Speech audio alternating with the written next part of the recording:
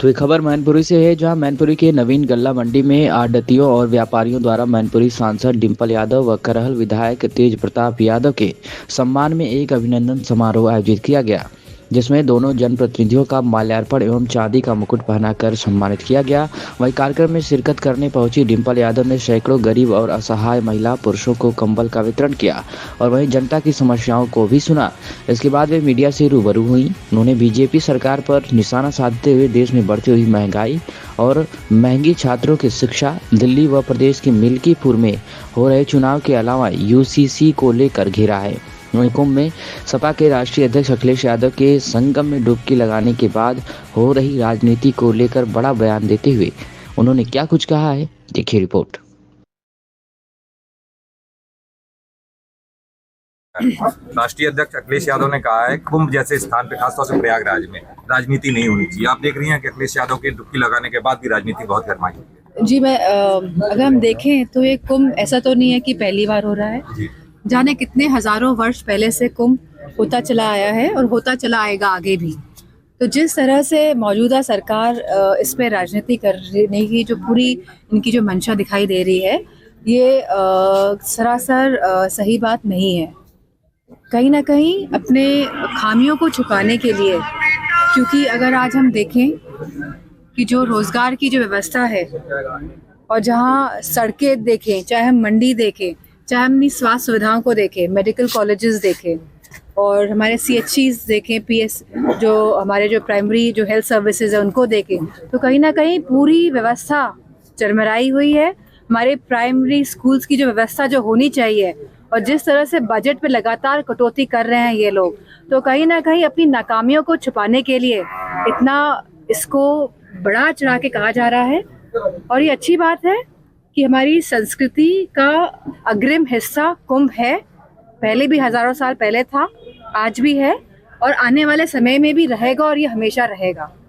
और जितना भी इसमें जो पैसों का जो इस्तेमाल हो रहा है, तो मैं समझती हूँ जितने भी इसमें पैसे लग रहे हैं व्यवस्थाओं को देखने के लिए, ये जो पैसे हैं, ये जो टैक्स के पैसे हैं, इससे ये हो रहा है सारा काम। तो इसमें राजनीति करने की बात कहाँ से आ गई? क्यों इस तरह की होड़ मची हुई है?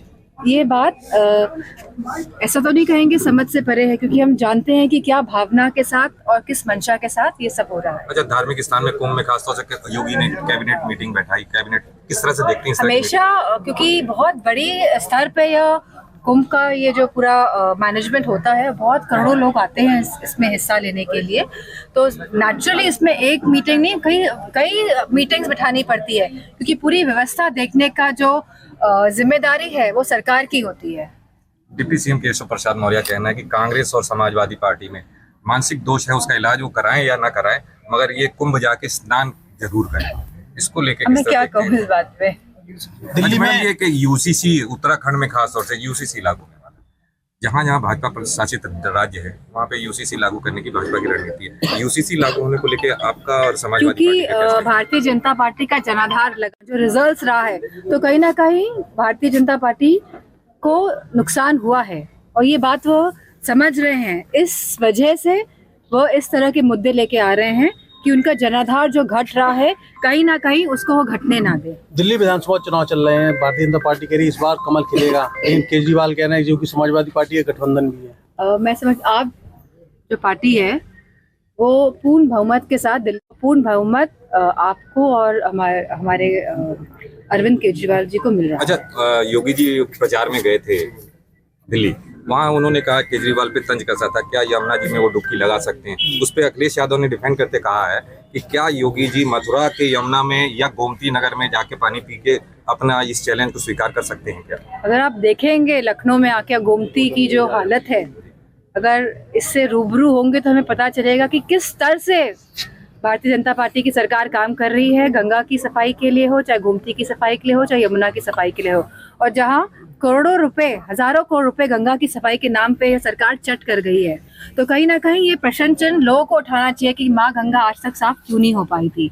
और जितने भी करप्शन इस सरकार में हो रहा है मौजूदा, और हम सब समझ रहे हैं कि किस तरह का करप्शन, पूरे भ्रष्टाचार पूरे उत्तर प्रदेश में हर लेवल पे चल रहा है और ये जनता भी समझ रही है, ये बात समझ रही है कि करप्शन और भ्रष्टाचार लगातार उत्तर प्रदेश में बढ़ रहा है और जनता तैयार है इस बार भारतीय जनता पार्टी को एक आखिरी हटाने के लिए। एक आखिरी सवाल, अखिलेश यादव जी कुंभ नहा लिए, 11 डुबकी लगाई, उन्होंने बात की, लोग की सवाल उठा रहे हैं, क्या ये किसी तरह का राजनीतिक दबाव था या अपनी स्वेच्छा से कहते हैं या किसी आस्था के कहते हैं?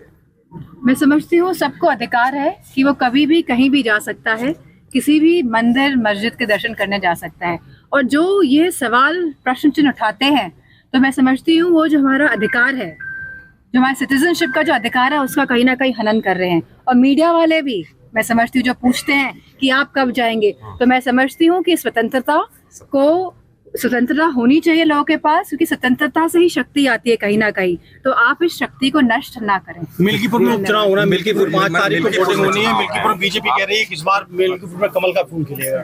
समाजवादी पार्टी ने आपको जिम्मेदारी दी है, आपका रोड शो भी है। वो तो 2024 के चुनाव में भी कह रही थी कमल का फूल खिलेगा, 80 में से 80, 400 पार, तो कैसा कुछ हो पाया। तो मैं समझती हूँ कि समाजवादी पार्टी के सभी कार्यकर्ता मजबूती के साथ मिल्कीपुर चुनाव में लगे हुए हैं और परिणाम हमारे आशा जनक ही होंगे। मैडम, एसटी और महंगाई को लेकर एक सवाल है कि इस सरकार ने जो स्कूल में पढ़ रहे हैं छात्र, उनको भी नहीं बख्शा है कि 18% जीएसटी हर किताबों पे और फीस पे लग रही है, क्या कहेंगे? सरकार मन माने तरीके से काम कर रही है, चाहे जीएसटी हो, चाहे किसान हो, चाहे बिजली की दरें हो, चाहे सिलेंडर हो, चाहे पेट्रोल हो, चाहे डीजल हो, कहाँ पे अच्छा अंकुश लगा आप बताइए।